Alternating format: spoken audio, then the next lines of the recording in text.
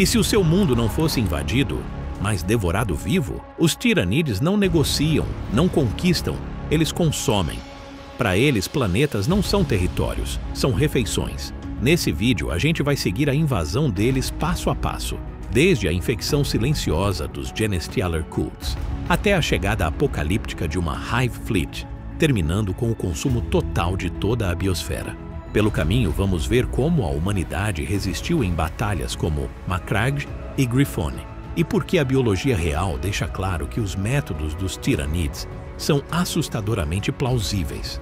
Se você curte esse mergulho científico no universo de Warhammer 40K, já deixa o like, se inscreve no canal e se prepara para conhecer uma das facções mais aterrorizantes de todas.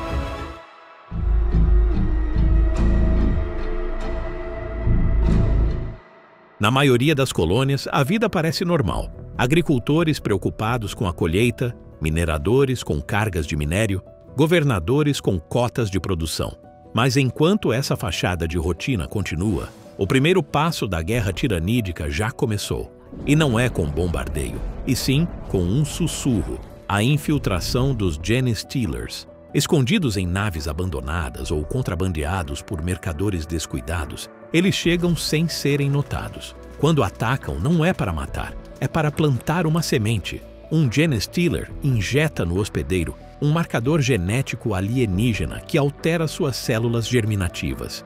O infectado continua vivo, aparentemente normal, mas todos os filhos dele nascem híbridos ligados psiquicamente à Broodmind. Em poucas gerações, famílias inteiras se tornam leais à Hivemind, sem sequer perceber. O terror está na paciência deles. O híbrido pode parecer uma pessoa comum. Seu comandante, que treina ao seu lado todos os dias, pode virar a arma contra você. O governador sorridente pode atrasar a mobilização até que as defesas do planeta desabem. Um pai pode criar uma criança que, na verdade, é só mais um nó da inteligência alienígena. Esses cultos se escondem atrás da fé, usam religião como arma, transformando devoção em doutrinação. Bandeiras de igualdade e fraternidade escondem a adoração ao Broodlord. Com o tempo, eles se infiltram em instituições. Regimentos militares, sindicatos, burocracias. Quando a suspeita surge, já é tarde. O culto já é parte do esqueleto da sociedade. E o perigo não é só social. Cada culto emite um sinal psíquico, um zumbido no warp que conecta seus membros à mesma mente coletiva. Esse sinal cresce até virar um farol. E quando fica forte o bastante, chama a Hive Fleet do outro lado das estrelas. A partir daí, o planeta está marcado para a colheita. A única chance de resistência vem no começo. Genestealers solitários, lictors ou biorobôs são a vanguarda. Se forem destruídos antes do sinal se fixar, dá para ganhar anos ou até décadas de trégua. Mas se a chance passar, o relógio já está contando. Isso lembra a biologia da Terra. O parasita Toxoplasma gondii, por exemplo, altera o comportamento de roedores para que virem presas fáceis dos gatos e continuem o ciclo do parasita. Ou o fungo Ophiocordyceps, o famoso fungo zumbi das formigas, que assume o controle do sistema nervoso e força o inseto a morrer num ponto estratégico para espalhar os esporos. Os Genestealer Cults funcionam igual. Infiltram, alteram e exploram os hospedeiros até que resistir se torne biologicamente impossível. Até mesmo no nível social há paralelos. Colônias de formigas e cupins funcionam sem liderança central, mas milhões agem como se fossem uma só mente. Nuvens de gafanhotos surgem quando a densidade os transforma de indivíduos solitários em ondas com bilhões. Esse ponto de virada é exatamente o que acontece quando um culto vira farol planetário. Primeiro passa despercebido, depois é imparável. E o verdadeiro horror é esse. Quando o céu começa a arder com fogo alienígena, a sua sociedade já se devorou por dentro. E é aí que o céu começa a cair.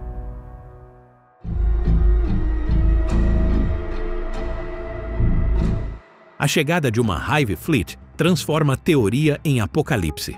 O que começa como pontos de luz no céu, logo vira fogo. E impacto. Milhares de Mycetic Spores descem da órbita, Cápsulas orgânicas gigantes que se abrem e liberam enxames de bioformas, armas e criaturas alienígenas. Em minutos, cidades inteiras viram campos de extermínio. Mas antes mesmo do primeiro esporo tocar o solo, a invasão já quebrou o planeta. A Shadow in the Warp envolve o sistema em silêncio absoluto. Para os astropatas, é como se afogassem em estática psíquica. Mensagens desaparecem. Psíquicos entram em convulsão ou ficam loucos. Exércitos inteiros percebem, em um único instante, que seus pedidos de socorro nunca vão chegar ao Império. Não virá reforço. A fortaleza que poderia resistir com ajuda agora é só uma ilha sitiada, condenada à solidão. Logo, o mundo começa a mudar. Capillary Towers brotam do solo, espirais de carne viva que atravessam a atmosfera. Isso não é conquista, é colapso ecológico como arma.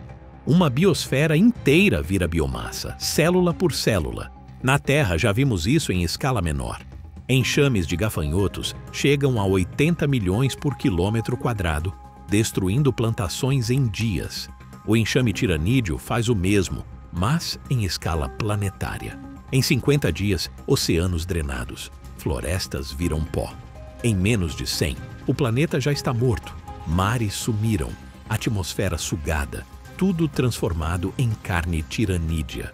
E os exércitos que saem dos esporos não são só monstros, são armas adaptativas. Gaunts infinitos sobrecarregam as defesas. Carnifexes destroem muralhas blindadas como se fossem papel. Hive Tyrants comandam como generais, feitos de osso e músculo. Se uma forma falha, a Hive Mind reescreve o DNA. O próximo enxame já vem imune ao que funcionou antes. Resistir não é só difícil, é lutar contra um inimigo que aprende em tempo real.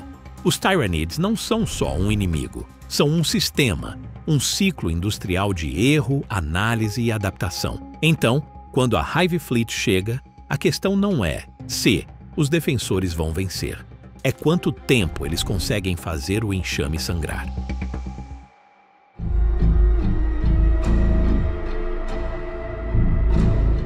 O Imperium já registrou momentos em que a humanidade resistiu, mesmo quando tudo dizia que não dava. Não foram vitórias no sentido tradicional, mas sim histórias de resistência. Batalhas onde o sacrifício comprou tempo suficiente para a sobrevivência ter algum valor. A mais famosa de todas é a Battle for Macragge. A Hive Fleet Behemoth atacou Ultramar, e a primeira companhia dos Ultramarines defendeu as fortalezas polares. O enxame não parava, a munição acabou. Os Marines lutaram com Chainblades em corredores entupidos de cadáveres alienígenas. Eles ganharam tempo, estreitaram as frentes, forçaram o enxame a sangrar em gargalos. No final, todos os veteranos da primeira companhia estavam mortos, mas o atraso foi suficiente para que a frota de Ultramar chegasse e batesse nos Tyranids em órbita. O Imperium chamou de vitória, mas foi uma vitória pírrica. Macragge foi salva ao custo do coração do capítulo. Em Griffon 4, um Forge World, os defensores sabiam que não dava para segurar o planeta. Então, decidiram focar em salvar conhecimento. Esquemas, tecnologias e dados foram evacuados enquanto o mundo era devorado. Griffon foi consumida, mas o Imperium salvou o que mais importava: a capacidade de continuar produzindo armas, naves e resistência em outro lugar. Outras batalhas seguiram a mesma lógica.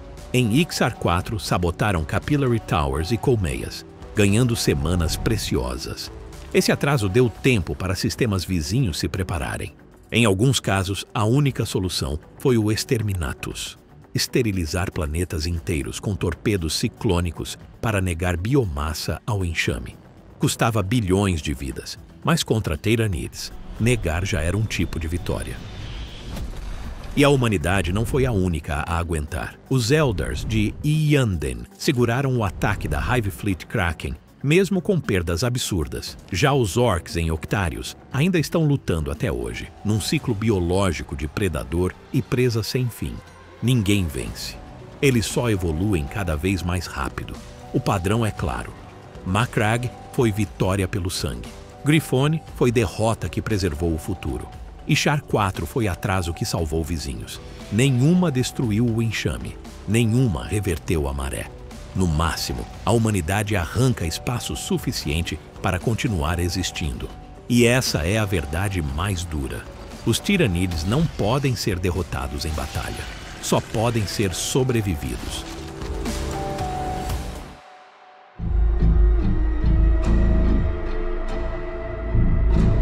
O terror dos Tyrannids não vem só da quantidade, mas do quanto eles parecem naturais. A Hive Mind transforma toda a espécie em um superorganismo. Cada biochip, cada gaunt, cada spore é só uma célula de um corpo muito maior. Na Terra já vemos algo parecido. Formigas fazem pontes com os próprios corpos, constroem colônias que se estendem por centenas de quilômetros e destroem florestas inteiras em horas. Cupins regulam a temperatura de seus ninhos com sistemas de ventilação que rivalizam a arquitetura humana. Parece milagre, mas é inteligência distribuída. Milhões agindo como um só. Os tiranídeos são isso, mas em escala galáctica. Robótica de enxame usa frotas de máquinas simples para explorar e construir coisas que um robô sozinho nunca conseguiria. Redes neurais artificiais seguem o mesmo padrão. A Hive Mind é os dois. Uma rede neural em evolução e um enxame operando como um único ser. A adaptação deles é como a vida microbiana. Bactérias fazem transferência horizontal de genes, trocando DNA e ficando resistentes a antibióticos em uma geração. Os tiranídeos fazem o mesmo, mas com espécies inteiras. Cada falha vira força. Se um bolter atravessa o carapaça de um gaunt, a próxima ninhada já nasce com blindagem mais grossa. Se um veneno funciona uma vez, a próxima onda chega imune. É um predador que nunca comete o mesmo erro duas vezes. O colapso ecológico que eles causam também tem paralelo. Florações de algas sufocam lagos ao consumir todo o oxigênio, transformando ecossistemas vibrantes em zonas mortas. O consumo dos tiranídeos é exatamente isso em escala planetária. Capillary towers sugam oceanos. O solo vira cinza. A atmosfera colapsa em vácuo. Em poucos meses, a vida desaparece. Em Octários, tiranídeos em guerra eterna contra orcs lembram a coevolução de predador e presa. Cheetahs ficam mais rápidos enquanto gazelas ficam mais ágeis. Cada espécie se aprimora sem parar, e nenhuma vence de vez. Em Octários, os orcs ficam mais fortes a cada batalha, e os tiranídeos se adaptam para contra-atacar. É evolução transformada em corrida armamentista infinita. Juntando tudo, eles são a eficiência mais cruel da vida, afiada até o limite. E se esses princípios já existem na Terra, o que você acha que aconteceria em escala galáctica? Qual seria sua chance real? A verdade é que sobreviver a uma invasão tiranídea não tem nada a ver com vencer. Tem a ver com resistir. Cada história de sobrevivência é uma história de sacrifício, de atrasar o inevitável, ganhar tempo e preservar fragmentos do futuro da humanidade. O enxame não pode ser convencido e não pode ser destruído. Só pode ser suportado, um ato desesperado por vez. E se você estivesse lá, qual papel você escolheria? Caçaria Genestealers nas sombras, tentando cortar a infecção antes dela se espalhar? Seguraria um gargalo numa fortaleza como em Macragge, sabendo que não veria o nascer do sol? Ou protegeria conhecimento e tecnologia, garantindo que mesmo que seu mundo caísse, o Imperium continuaria vivo? Porque lembre-se, de acordo com registros imperiais, uma Hive Fleet consegue drenar um planeta inteiro de vida em menos de 3 meses. A única questão não é se eles vão chegar, é se você vai durar tempo suficiente para importar quando eles chegarem.